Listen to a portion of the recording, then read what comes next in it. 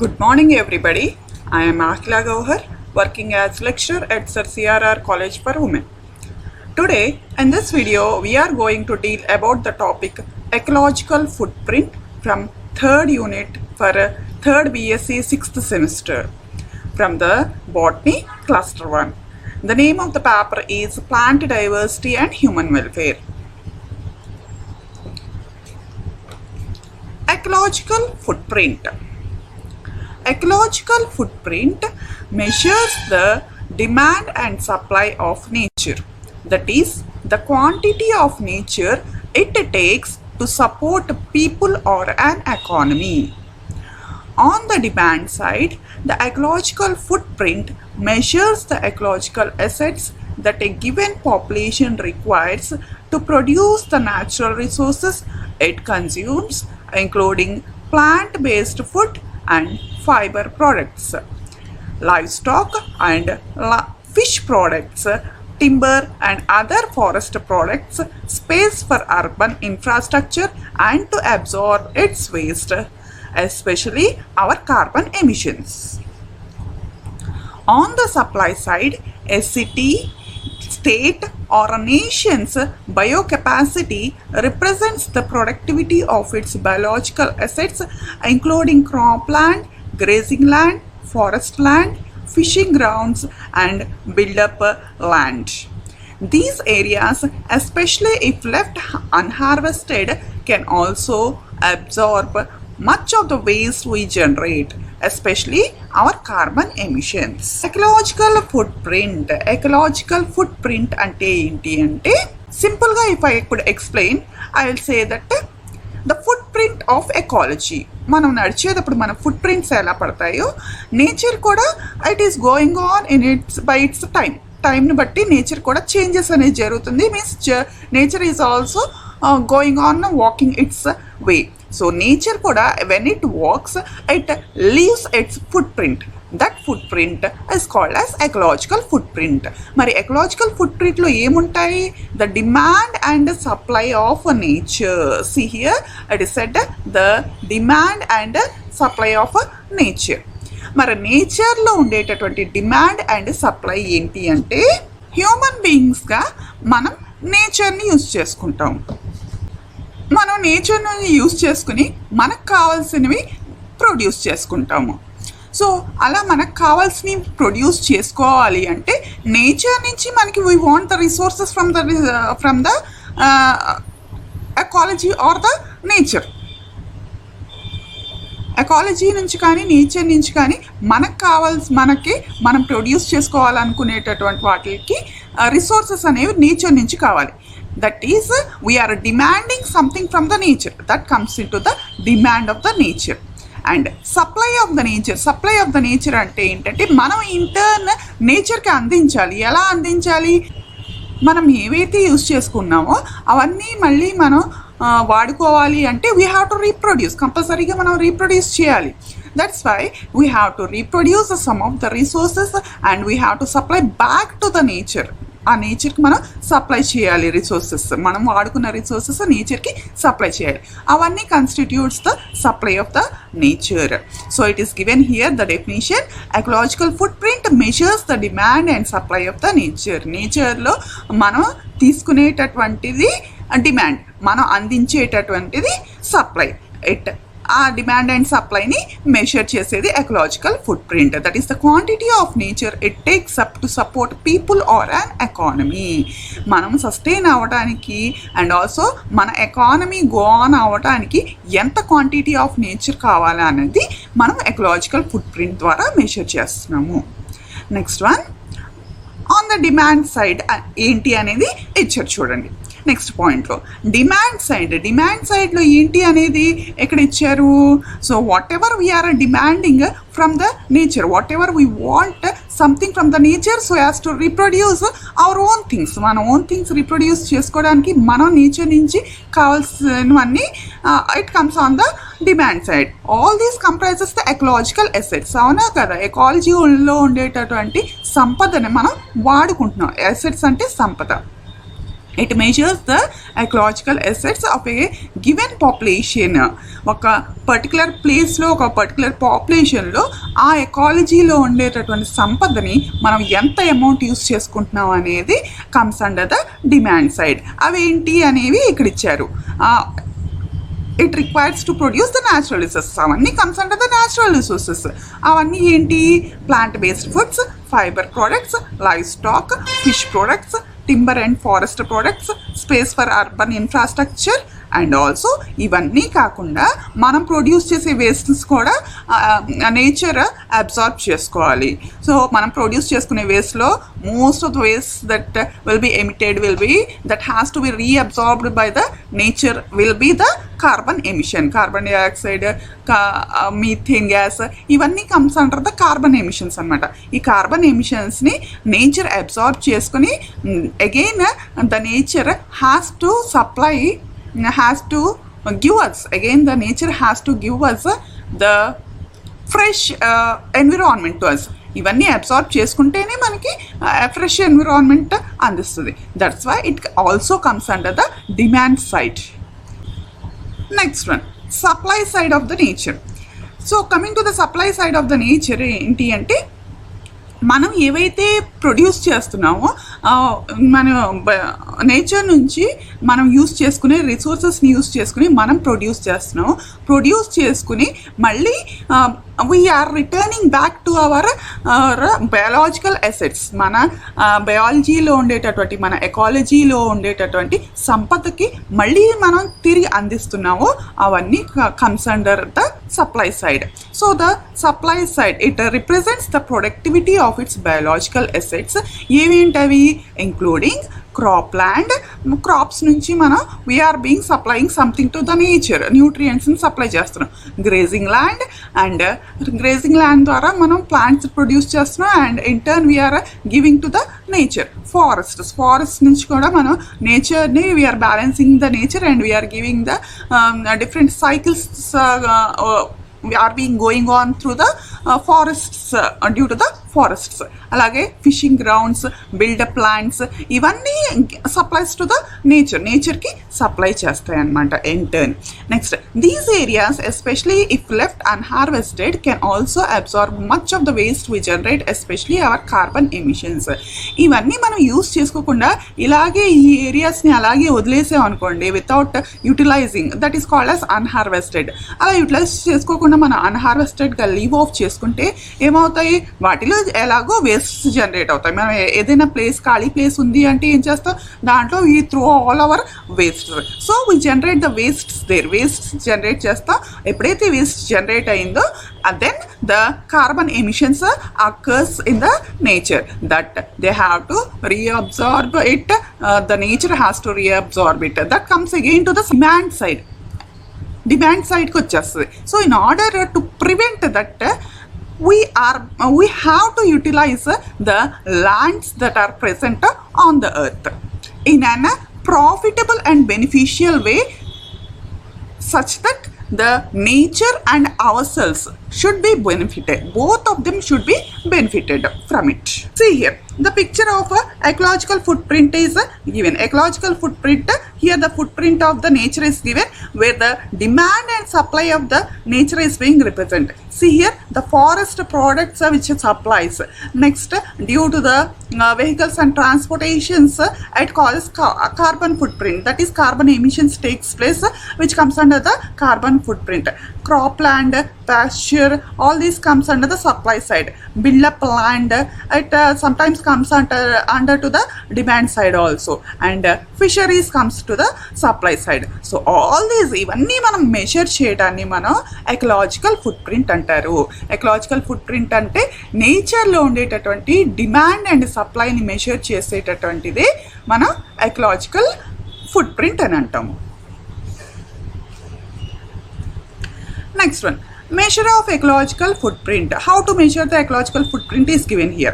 The ecological footprint measures the amount of biologically productive land and water area an individual, a city, a country, a region of all of humanity uses to produce the resources it consumes and to absorb the waste it generates. మనం foot ప్రింట్ని ఎలా measure చేస్తాము అంటే next పాయింట్లో ఈ particular పాయింట్లో చెప్తున్నారు. మనమందరం యూజ్ చేసేటటువంటి ల్యాండ్ అండ్ వాటర్ని we call it as productive land and water. Here it is given, see, productive land and water. Whatever the part of the nature in which we utilize the land and water area, that particular area is called as productive land and water area. ఆ ఏరియాని మనం productive land and water అంటాం. So by using the biologically productive land and water area, we are producing something what we want. మనకు కావాల్సిన మనం produce చేసుకుంటున్నాం. So అలా produce చేసుకోవాలి అంటే we are using some resources from the nature. And again మనం use చేసేటటువంటి రిసోర్సెస్ని again we have to reproduce it back. మళ్ళీ మనం వాటిని రీప్రొడ్యూస్ చేసుకోవాలన్నమాట. Back we have to reproduce it. మనం ఆ రిసోర్సెస్, మనం వాడిన రిసోర్సెస్ని రీప్రొడ్యూస్ చేయడానికి కావాల్సిన రిసోర్సెస్ని మనం ఎకలాజికల్ ఫుట్ ప్రింట్గా మనం మెజర్ చేస్తున్నాం అంటున్నారు. ఇక్కడ ఎకలాజికల్ ఫుట్ ప్రింట్ అనేది measures two of the thing. One thing is the resources, what ever resources we want and for again reproducing the used up resources by us. మనం use చేసినటువంటి resources మళ్ళీ reproduce చేయాలి. ఆ reproduce చేయడానికి మళ్ళీ రిసోర్సెసే కావాలి కదా. ఆ రిసోర్సెస్ని మెజర్ చేసేది ecological footprint. That is one of the measurement of ecological footprint. Another thing what it is measured in an ecological footprint is absorption of the wastes we generate. మనం generate చేసేటటువంటి వేస్ట్స్ని కూడా nature absorb చేసుకోవాలి. దానికి resources కావాలి. Nature absorb చేసుకోవాలి అంటే దానికి కూడా రిసోర్సెస్ కావాలి. ఆ రిసోర్సెస్ కూడా మనం ఎకలాజికల్ ఫుట్ ప్రింట్లో మెజర్ చేస్తున్నాం. So these are the two things what we measure in the ecological footprint. Next, biologically productive land includes areas such as croplands, forests, fishing grounds, exclude deserts, glaciers and the open ocean. Biologically productive land అంటే ఏంటి అంటే croplands, forests, fishings, where some production is being done. Production అనేది జరుగుతుంది కాబట్టి మనం వాటిని biologically productive lands అంటారు. And excludes deserts, glaciers and open oceans. ఇవన్నీ మనకి ప్రొడక్టివ్ ల్యాండ్లోకి రావన్నమాట. Deserts, glaciers and open oceans. Next one, accuracy of ecological footprint. Accuracy అంటే ఏంటి అంటే ఎగ్జాక్ట్నెస్, కరెక్ట్నెస్ అంటే ఎంత మనం కరెక్ట్గా ఎకలాజికల్ ఫుట్ ప్రింట్స్ని మనం మెజర్ చేయగలుగుతాము అనేది accuracy of ecological foot prints అనమాట. Current ecological footprint provide an estimate of human demand on the atmosphere. ఇప్పుడు మనం యూజ్ చేసేటటువంటి ఎకలాజికల్ ఫుట్ ప్రింట్ అనేది what it gives us is human demand on the biosphere. మనం nature నుంచి మనకి హ్యూమన్స్కి ఏం కావాలి, ఎంత అమౌంట్ అనేది కావాలి, ఏం కావాలి, ఎంత అమౌంట్ ఆఫ్ ద నేచర్ మనకు అవసరం అనేది estimation through this ecological footprint అనేది జరుగుతుంది. Next, footprint accounts are subject to uncertainty in source data, calculation parameters and methodological decisions. Several organizations are seeking to allocate resources towards obtaining more accurate estimates of this nature. మనం ecological ఫుట్ ప్రింట్లో calculate చేసేటప్పుడు చాలా మట్టికి source datas కానీ, calculation parameters కానీ, మెథడాలజికల్ decisions కానీ ఇవన్నీ అన్సర్టైన్గా ఉంటున్నాయి అన్నమాట. ఇక్కడ సోర్స్ డేటా అంటే ఏంటి అంటే మనం ఎకలాజికల్ ఫుట్ ప్రింట్లో ఏం మెజర్ చేస్తున్నాము, we are measuring the demand and supply of the nature. ఈ నేచర్లో ఉండేటటువంటి డిమాండ్ ఏంటి, సప్లై ఏంటి, ఒక పర్టికులర్ ప్లేస్లో ఎంత డిమాండ్ కావాలి, ఎంత సప్లై కావాలి అనేటటువంటి రాబట్టేటటువంటి సోర్స్ డేటా మనం రాబట్టడానికి ఆ డేటా ఇన్ఫర్మేషన్ అనేది అన్సర్టైన్గా ఉంటుంది. అలాగే డిమాండ్ ఎంత ఉంది అండ్ ఆల్సో సప్లై ఎంత ఉంది అనేది క్యాలిక్యులేట్ చేసేటటువంటి మెథడ్స్ అండ్ ద పారామీటర్స్ కూడా అన్సర్టైన్గా ఉన్నాయి. Methodological decisions and also what method to follow for an ecological footprint to come into a result oriented is also an uncertain. ఈ మూడు మనకి అన్సర్టైన్గా ఉన్నాయి అంటున్నారు. కాబట్టి several organisations are seeing for the resources who can obtain an accurate measurements of ecological foot prints అనమాట. అందుకనే organisations ఏం చేస్తున్నాయి అంటే వెతుకుతున్నారు అనమాట. ఎవరిని వెతుకుతున్నారు? Source persons, the capable persons who can give us the correct ecological footprint estimates of this nature అంటున్నారు.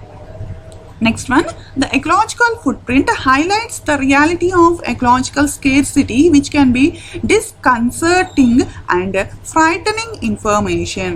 Ecological footprint మనకి ఏమని హైలైట్ చేస్తుంది? ఎకలాజికల్ ఫుట్ ప్రింట్ ద్వారా మనకి ఏమి బాగా తెలుస్తుంది అంటే రియల్గా మనం ఎకాలజీలో ఏం స్కేర్సిటీ ఉన్నాయి, ఈ నేచర్లో ఏవి డిప్లీట్ అయ్యి ఉన్నాయి, ఈ నేచర్లో మనం ఏం వాడేసుకున్నాము, అసలు ఏవేం లేవు అనేటటువంటిది మనకి బాగా తెలుస్తుంది. ఈ ఇన్ఫర్మేషన్ చూస్తే చాలా భయంకరంగా ఉంటుంది. Next one. So it suggests that human society will need to make significant changes to business as usual if it wants to create a sustainable future. కాబట్టి మనం ఈ ఎకలాజికల్ ఫుట్ ప్రింట్ ద్వారా హ్యూమన్ సొసైటీకి మనం అందించేది ఏంటి అంటే మనం చేసేటటువంటి డిఫరెంట్ బిజినెసెస్లో we have to make some of the changes such that we have to give resources to the nature. మనం నేచర్కి రిసోర్సెస్ అందించే విధంగా మనం బిజినెస్ క్యారీ ఆన్ చేయాలి. అంతేకాకుండా మనం నేచర్ నుంచి ఆల్ ద రిసోర్సెస్ యూజప్ చేసుకుని నేచర్కి ఇంటర్న్ పొల్యూట్ చేసేసి నేచర్ని వేస్టప్ తో నింపేసే విధంగా ఉంటే we can't obtain A sustainable future. ఆ సస్టైనబుల్ ఫ్యూచర్ని మనం we can't obtain it and all the nature which is being used up today only, for tomorrow we won't have anything more for our usage. Next one, robust and accurate ecological footprint accounts can help us make decisions towards sustainability and can quantitatively show the positive impacts of groups, business and people. ఇక్కడ robust and accurate ecological foot print అంటున్నారు. Foot print యొక్క characters ఎలా ఉండాలి అంటే robust and యాక్యురేట్గా ఉండాలి అంటున్నారు. Robust అంటే strong and healthy ecological foot print రావాలి. మనకు వచ్చేటటువంటి ఎకలాజికల్ ఫుట్ ప్రింట్ ఎలా ఉండాలి? స్ట్రాంగ్ అంటే ఈ పర్టికులర్ ప్రాసెస్ ద్వారా మేము క్యారీ ఆన్ చేసాము, ఈ ఎకలాజికల్ ఫుట్ ప్రింట్ని మేము మెషర్ చేసాము కాబట్టి ఇది is very strong and it should be acceptable by everyone. వాటిని మనం రోబోస్ట్ ఎకలాజికల్ ఫుట్ ప్రింట్ అంటారు. యాక్యురేట్ అంటే ఏంటి తెలుసు కదా, కరెక్ట్నెస్, కరెక్ట్గా నేచర్లో ఎలా ఉందో అలా మెజర్ చేసే విధంగా ఉంటే దాన్ని మనం యాక్యురేట్ ఎకలాజికల్ ఫుట్ ప్రింట్ అంటారు. So ecological foot print consisting of robust and accurate characters will help us to make decisions towards sustainability. మనం ఒక సస్టైనబుల్ నేచర్ని పొందటానికి కావాల్సిన decisions we can make it through robust and accurate ecological footprint that will show the positive impacts on people, groups and business. On different people మీద positive impacts అని చూపిస్తుంది. on the business people of the different businesses it shows the positive impact and different groups of communities మీద కూడా ఇది positive ఇంపాక్ట్ని చూపిస్తుంది. Next one, waste for ecological footprint measurement. Ecological footprint మెజర్మెంట్కి మనకి wastes కూడా consider చేస్తారని చెప్పుకున్నాం. So let us see about it. From an ecological footprint perspective, the term waste includes 3 different categories of materials and each category is treated differently within footprint accounts. First, biological wastes. Such as residues of crop products, trimmings from harvested trees and carbon dioxide emitted from firewood or fossil fuel combustion are all included within ecological footprint accounts. Next, Second waste refers to the material specifically sent to the landfills. If these landfills occupy formerly biologically productive area, then the footprint of this landfill waste can be calculated as the area used for its long-term storage. Next, third waste. Third waste refers to toxics and pollutants released from the human economy that cannot in any way be absorbed or broken down by biological processes such as many types of plastics. వేస్ట్స్ని ecological footprint ద్వారా ఎలా measure చేస్తున్నారని చెప్తున్నారు. Ecological foot print వ్యూలో కనుక మనం observe చేస్తే వేస్ట్స్ని 3 కేటగిరీస్గా categorise చేశారు. ఈచ్ కేటగిరీ అనేది ప్రతి category of the waste is being treated డిఫరెంట్గా ట్రీట్ చేస్తారు. And in order to consider all these wastes at different categories కింద కన్సిడర్ చేయడానికి ఈ వేస్ట్స్ని వీళ్ళు డిఫరెంట్గా ట్రీట్ చేస్తారు అనమాట. ఒక్కో వేస్ట్ని ఒక్కో విధంగా ట్రీట్ చేస్తారు. ఆ ట్రీట్ చేసే విధానాన్ని బట్టి వేస్ట్స్ అనేవి 3 కేటగిరీస్గా వాళ్ళు క్లాసిఫై చేశారు. First category of the biological wastes వచ్చి ఏంటంటే ఇక్కడ fuel wood and fossil fuel combustion అనమాట. Fuel wood and fossil fuel combustion అంటే ఏంటి? All of you knows burning. Fuel wood and fossil fuel combustion జరిగితే ఏం రిలీజ్ అవుతుంది? కార్బన్ డైఆక్సైడ్ రిలీజ్ అవుతుంది. మనకి కార్బన్ డైఆక్సైడ్ అనే గ్యాస్ అట్మాస్ఫియర్లో రిలీజ్ అయినప్పుడు ఏం జరుగుతుంది? That gas should be absorbed into the atmosphere by carbon cycle. It has to undergo a carbon cycle. ఒక కార్బన్ సైకిల్ని అండర్గో అయ్యి ఆ కార్బన్ సైకిల్ ద్వారా కార్బన్ డైఆక్సైడ్ అబ్జార్బ్ అయ్యి next it has to emit useful gases biogeochemical cycles like carbon cycles ద్వారా and also other cycles ద్వారా మనకి carbon dioxide అనేది should be absorbed into the atmosphere and has to give out the useful gases. మనకి useful gases ఇవ్వాలి. ఇలా జరగాలి అంటే కొన్ని రిసోర్సెస్ అది వాడుకోవాలి కదా. అందుకనే ఇక్కడ fuel wood or fossil fuel combustion అనేది is termed as the biological wastes.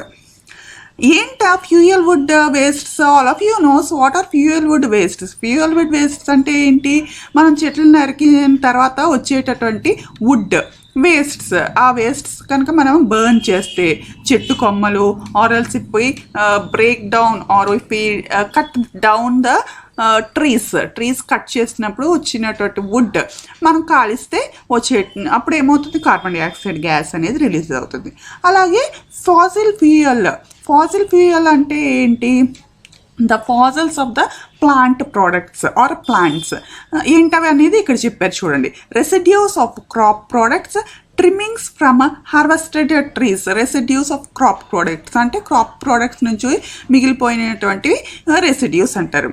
అవి comes under the fossil fuels అనమాట.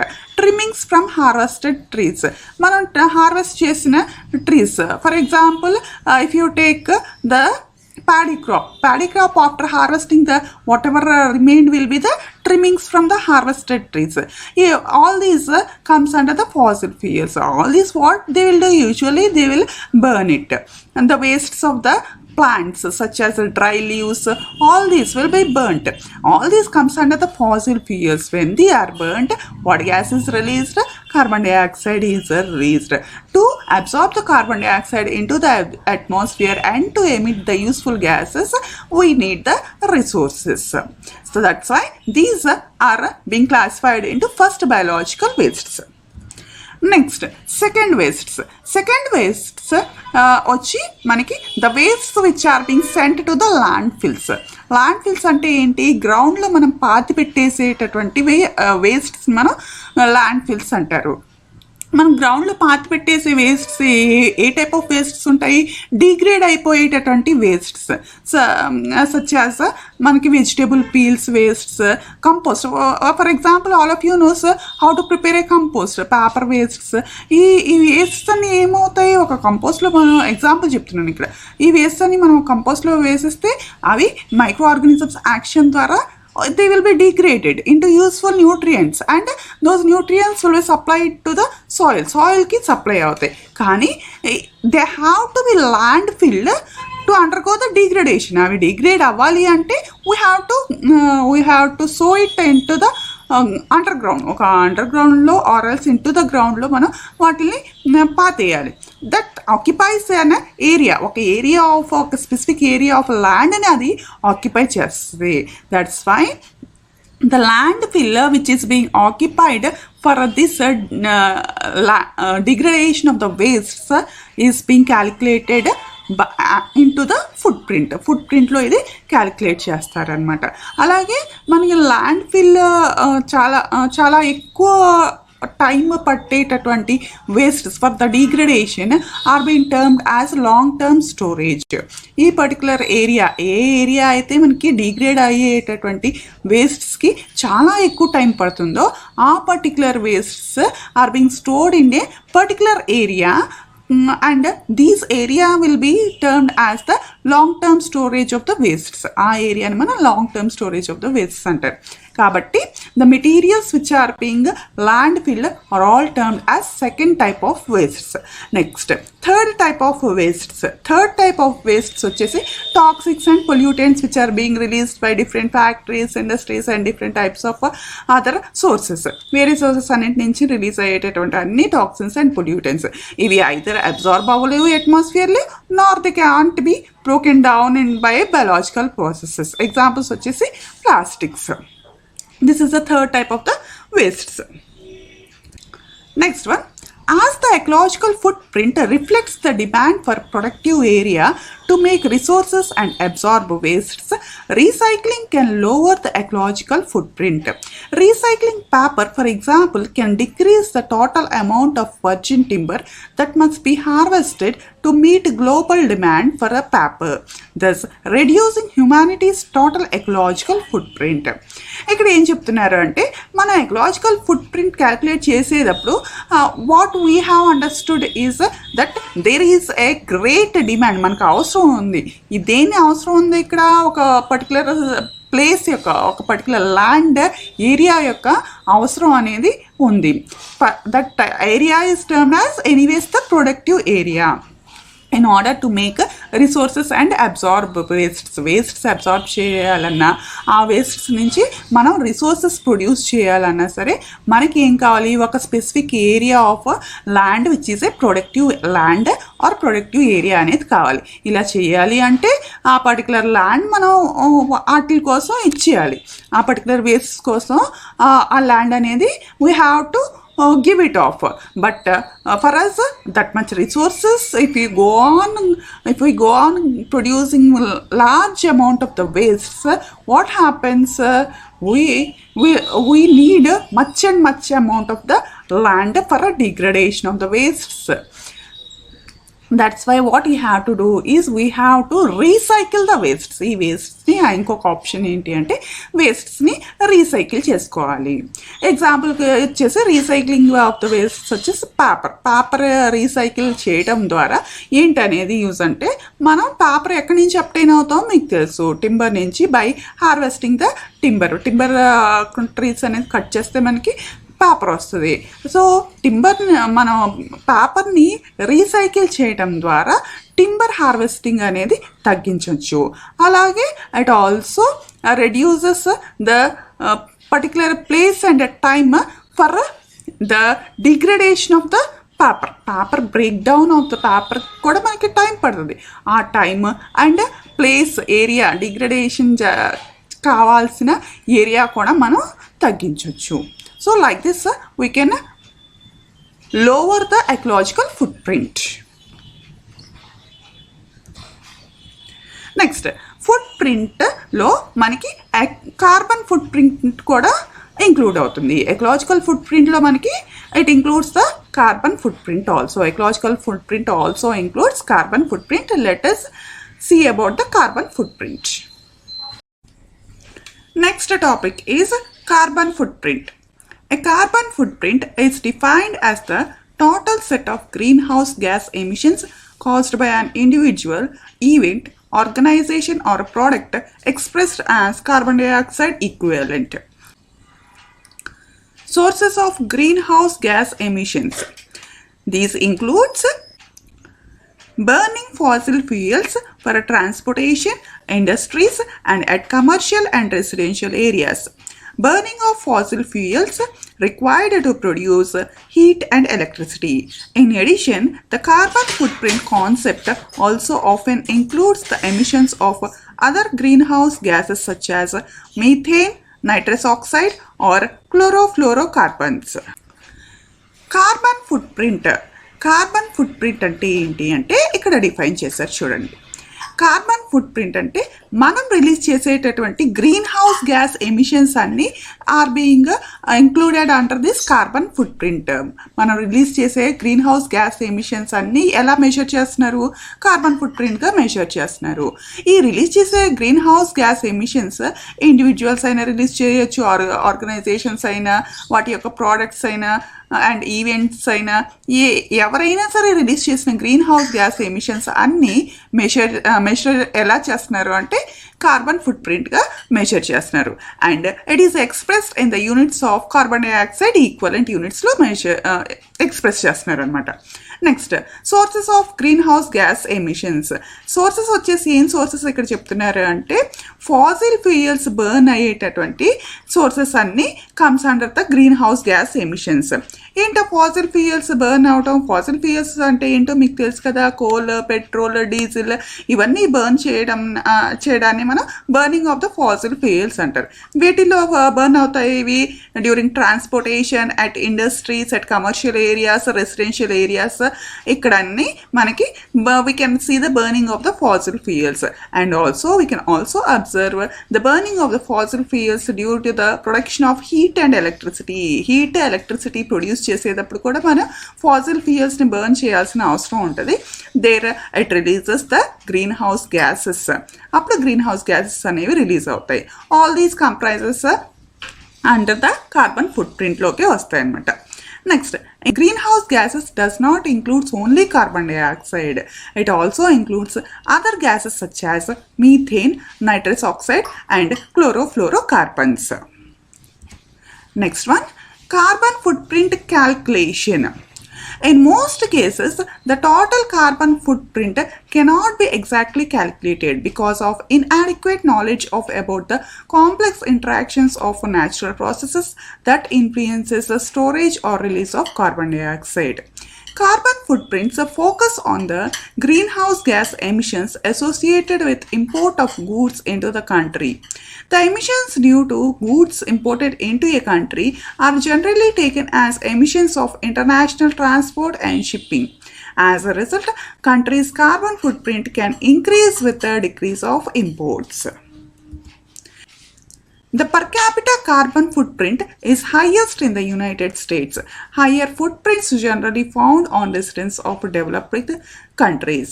For example, that year, France had a per capita carbon footprint of 6 metric tons, whereas Brazil and Tanzania had carbon footprints of 1.8 metric tons and 0.1 metric ton of carbon dioxide equivalent respectively. Carbon ఫుట్ ప్రింట్ని ఎలా calculate చేయాలనేది ఇక్కడ చెప్తున్నారు. మనం carbon footprint calculate చేయాలంటే ఎగ్జాక్ట్గా calculate చేయలేము. ఎందుకు అంటే మనకి ఇక్కడ టోటల్ కార్బన్ ఫుట్ ప్రింట్ ఎగ్జాక్ట్గా క్యాల్కులేషన్లోకి రావట్లేదు అని అంటున్నారు. బికాజ్ ఎందుకు అంటే due to the lack of the proper knowledge of the processes that occurs in to our natural processes. మన న్యాచురల్ ప్రాసెసెస్లో నేచర్లో డిఫరెంట్ ఇంటరాక్షన్స్ అనేవి జరుగుతాయి. డిఫరెంట్ బయోజియోకెమికల్ సైకిల్స్ జరుగుతాయి. డిఫరెంట్ బయోటిక్ కాంపోనెంట్స్ ఇంటరాక్షన్స్ జరుగుతాయి. ఇలా many number of complex interactions అనేవి జరుగుతాయి.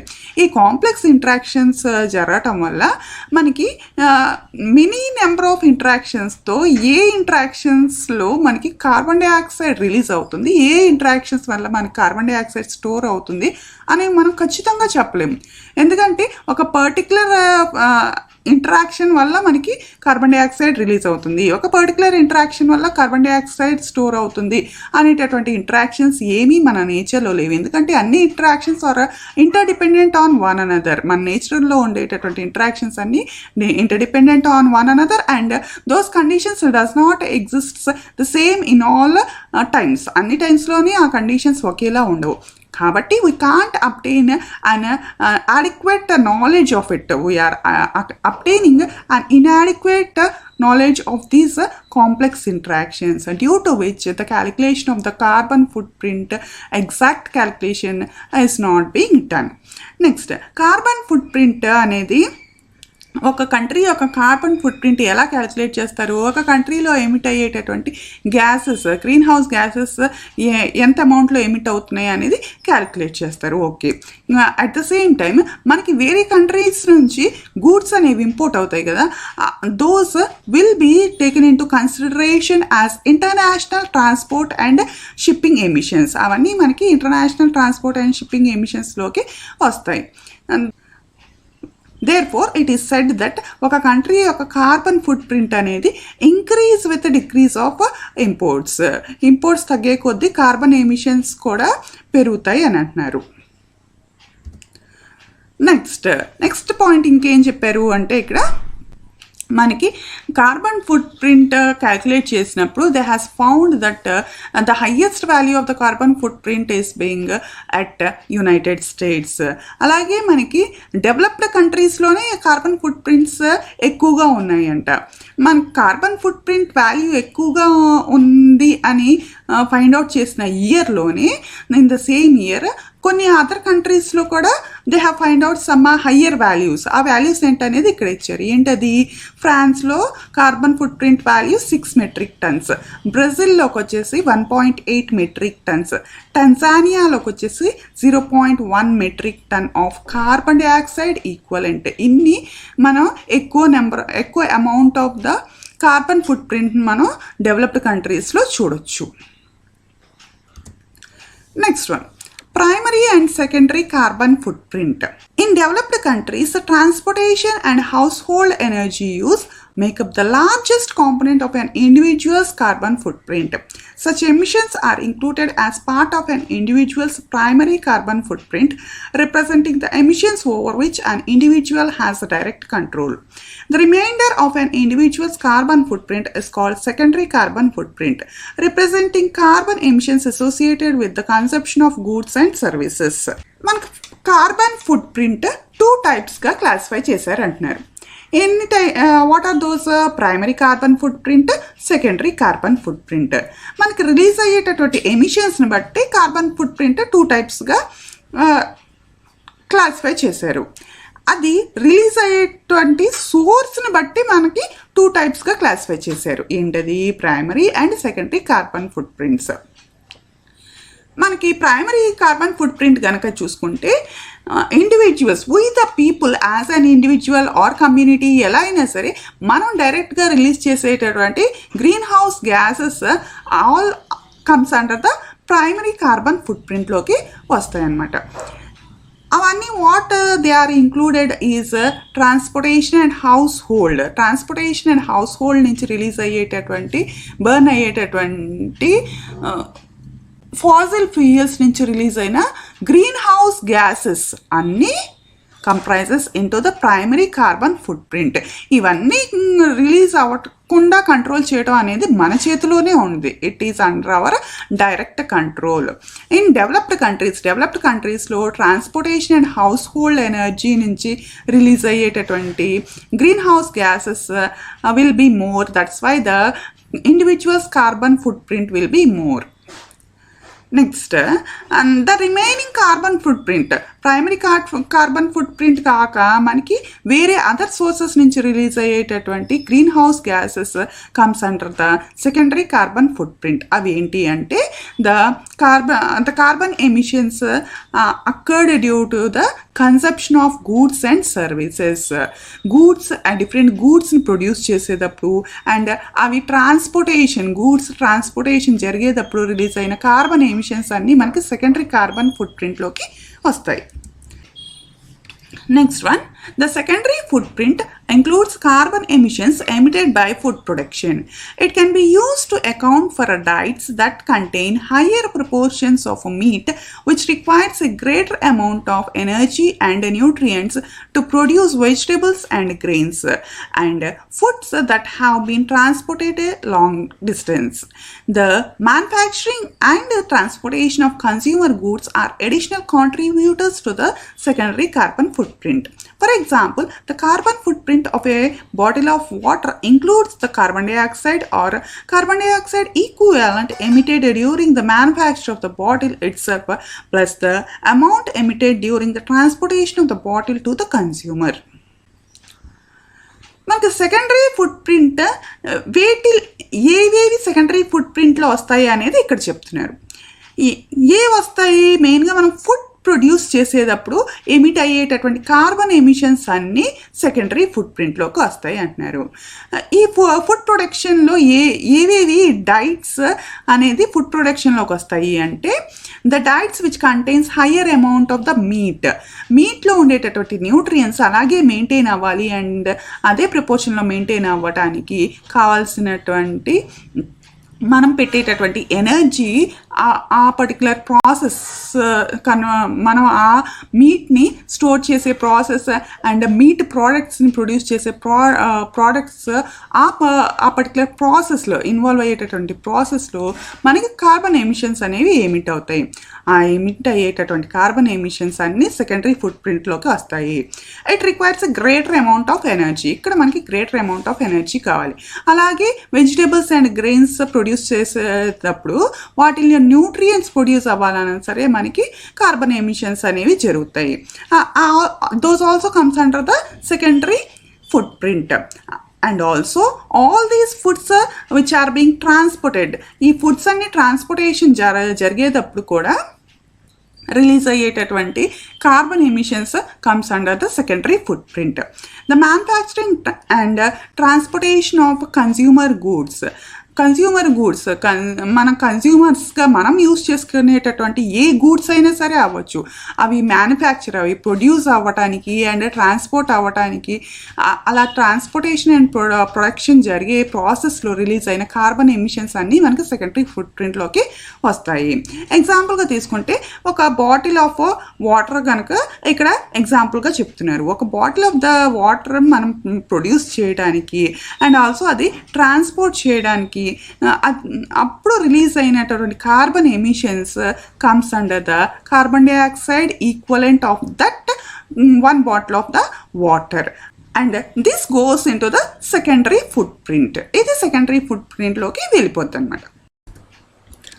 Next one, schemes to reduce carbon emissions.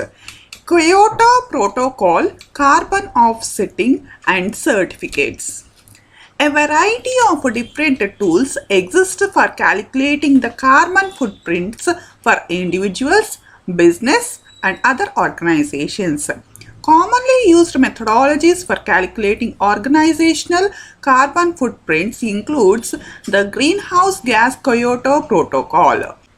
Carbon ఎమిషన్స్ని రెడ్యూస్ చేయడానికి కావాల్సిన కొన్ని స్కీమ్స్ ఉన్నాయి. ఆ స్కీమ్స్ గురించి చెప్తున్నారు ఇక్కడ. ఆ స్కీమ్స్ ఏంటి అంటే Kyoto protocol, carbon offsetting and different certificates అన్నమాట.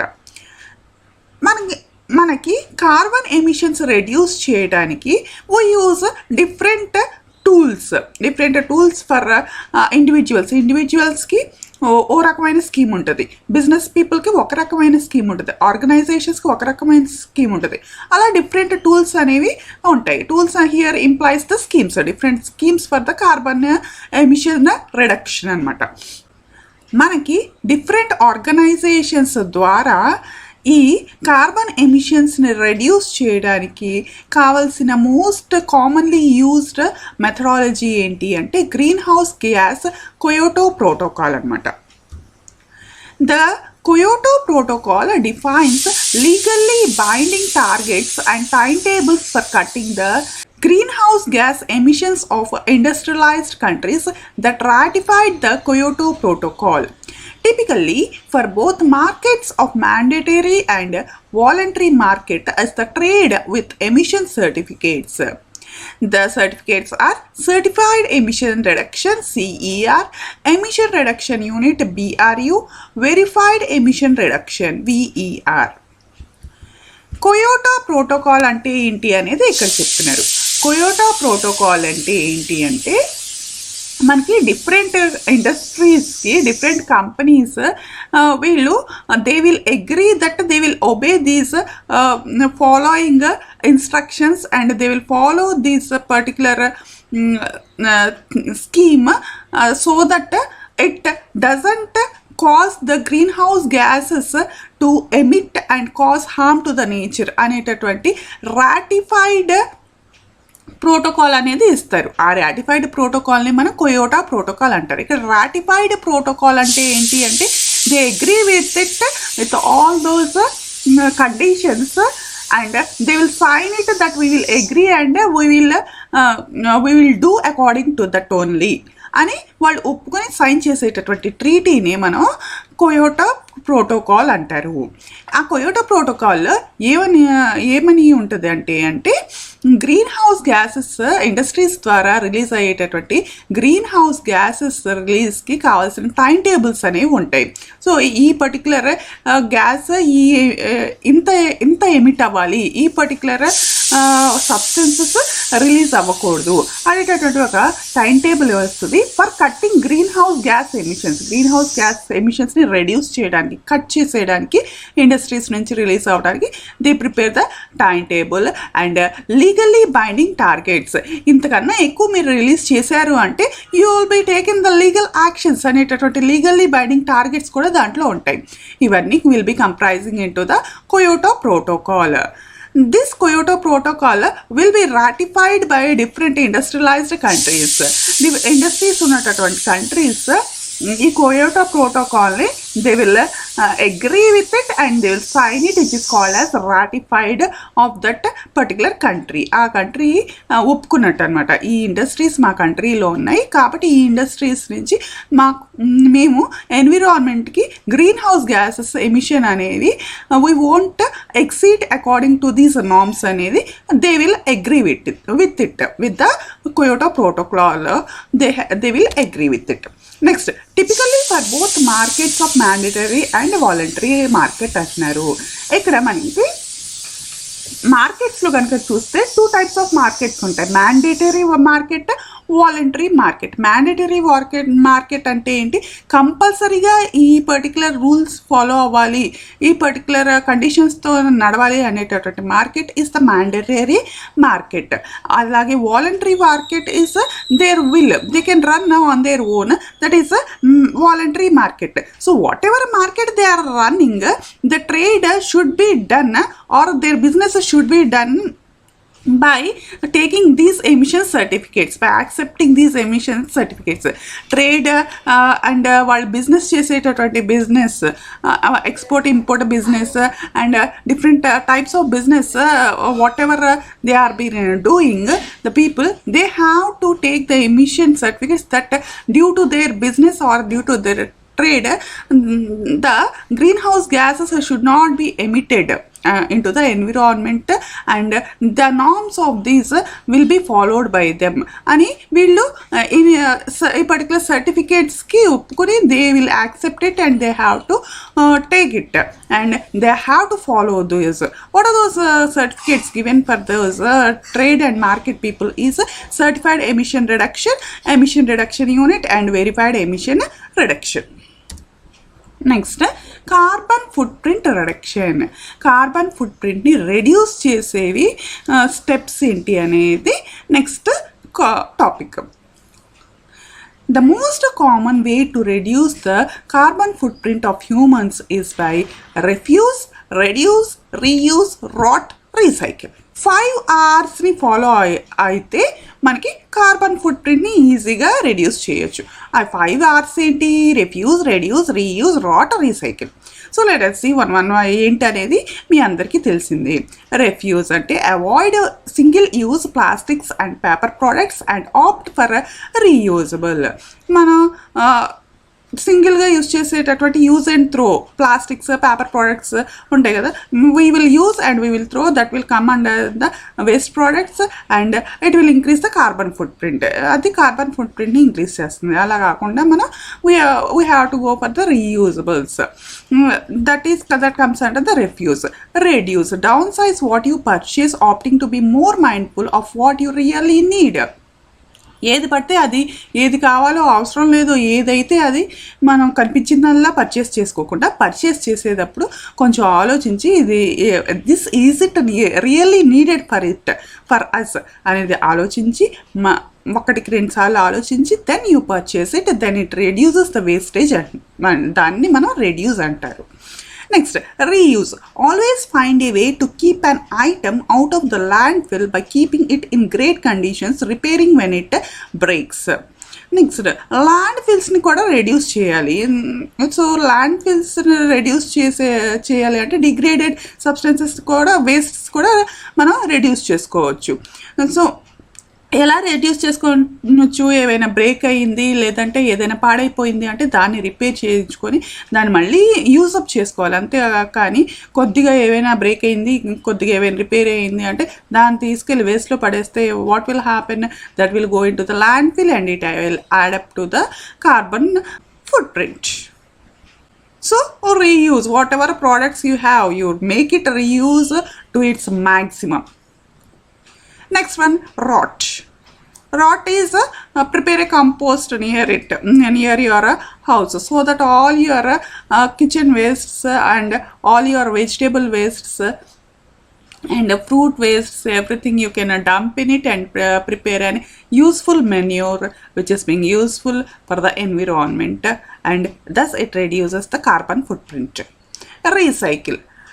And you can the recycling products such as paper, plastic, glass, wood, all these should be recycled properly. Next one, drive less. Easy option for carbon reduction is to drive less. Carbon footprints can be reduced through improving energy efficiency and changing lifestyles.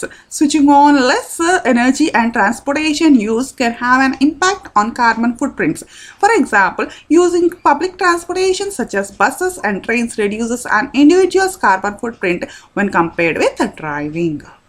Next option enti ante drive less. All of you knows very well what is a driveless. ప్రతి దానికి ఒక bike మీద వెళ్ళిపోవడం కన్నా, so obtain some cycle like that, cycle మీద వెళ్ళటం కానీ, go for a walk for smaller distances, make use of a less transportation wherever needed. Transportation మీకు ఎంత తక్కువ వాడుకునే పాసిబిలిటీ ఉంది అంటే అంత తక్కువ వాడుకోండి. మీరు ఎక్కువ లాంగర్ డిస్టెన్సెస్ ట్రావెల్ చేసేటప్పుడు you use your vehicles so that the petrol and all other products, fuel products burning will be reduced. Burning అనేది మనం రిడక్షన్ అనేది చేయొచ్చు. అలాగే you can use instead for so much long distance, instead of bikes always you can go for buses also, buses and trains. This will cause the transportation this will cause the reduction of the carbon footprint due to transportation. At the same time, switching on to the less energy switching on is much more important for us also. Switching on less energy ante enti, all of the energy products what we are using, heat energy, electrical energy and also water resources, we will be continuously going on using. అవునా కదా, electricity అంటే ఎక్కడ పడితే అక్కడ lights ఉంటాయి, ఎక్కడ పడితే అక్కడ ఫ్యాన్స్ ఉంటాయి, ఏసీస్ ఆన్ చేసేస్తారు. సో ఇవన్నీ కాకుండా సో లెసన్గా మైండ్ఫుల్గా అవసరం ఉన్నప్పుడే వాడండి, లేదు అంటే తగ్గించి దీన్ని ఎంత రిడ్యూస్ చేస్తే అంత మనం ఎనర్జీని సేవ్ చేసుకునేవాళ్ళం అవుతాము. అలాగే ఇంప్రూవింగ్ ఎనర్జీ ఎఫిషియన్సీని ఇంప్రూవ్ చేసుకోవడం. ఎనర్జీ ఎఫిషియన్సీని ఇంప్రూవ్ చేసుకోవాలంటే by using the appliances which makes us to use the less energy and more efficiency. మనం వాడేటటువంటి ఎనర్జీ లెస్గా ఉండి మనకి ఎఫిషియన్సీ ఎక్కువ వచ్చే విధంగా అప్లయన్సెస్ యూస్ చేసుకోవాలి. దాన్ని మనం ఇంప్రూవింగ్ ఎనర్జీ ఎఫిషియన్సీ అంటాము. By changing our life styles, ఇవన్నీ మన లైఫ్ స్టైల్స్ ద్వారా చేంజ్ చేసుకుంటూ మనం వాడుకునే ఛాన్సెస్ అనేది ఉందన్నమాట. And this is all it is given in this driveless. Next, eat seasonally locally. The lifestyle choices that lowers carbon footprints includes reducing one's consumption of animal products as it requires more water and resources, and switching one's habits to plant products of your locality and seasonality, which will reduce emissions due to transport.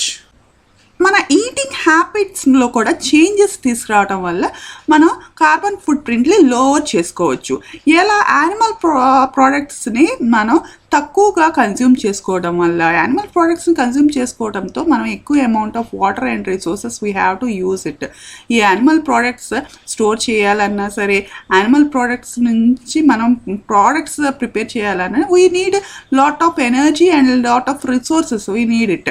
So those conceptions make it less as much as possible we have to make it less.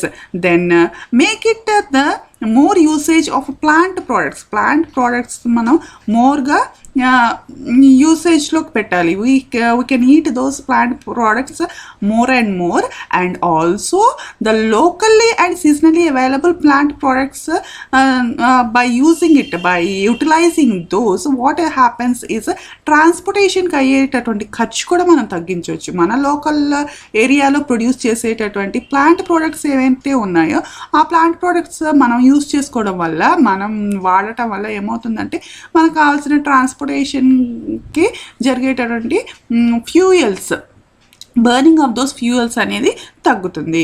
అలాగే సీజనల్గా ఏం అవైలబుల్గా ఉంటే ఆ particular plant products తినడం మన హెల్త్కి మంచిది, to the environment also it is good, and it also adds up nutrients to the soil. దీనివల్ల మనకి ఈ particular change of the crop rotation వల్ల మనకి ఏమవుతుంది, సీజనల్గా క్రాప్స్ మనం రొటేట్ చేస్తూ ఉంటే it adds up nutrients to the soil also. It is good for us, for environment balance and for the ecological balance also. It reduces and also to reduce the emissions. This is how we can reduce the carbon footprints. Carbon footprints value ni మనం reduce చేసుకోవచ్చు by reducing the emissions of the greenhouse gases or the carbon emissions. Thank you, students.